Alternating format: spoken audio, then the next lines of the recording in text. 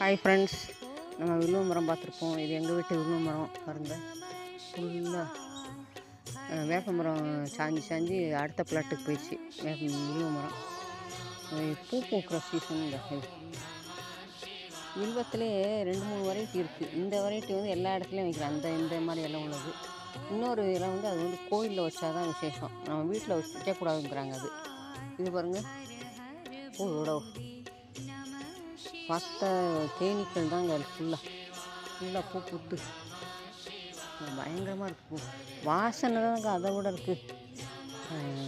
சிவனுக்கு வந்து எதுக்கு வில்வத்தை வந்து ரொம்ப முக்கியமான இதுன்னு சொல்கிறாங்கன்னு தான் தெரியுது. இவ்வளோ வாசனை தான் யாருக்கு தான் பிடிக்காது. உங்களுக்கு வில்வ காய் பார்த்துருக்கீங்களா? அது காயை உடச்சி 2ஆக உடச்சி அதை வந்து நல்லா க்ளீன் பண்ணிவிட்டு உள்ளே விபூதி போட்டு வச்சு நம்ம பூஜை ரூமில் வச்சு பூசிட்டு வந்தோம்னா நல்லது, பாசிட்டிவ் வைப்னு சொல்கிறாங்க. தேங்க்யூ.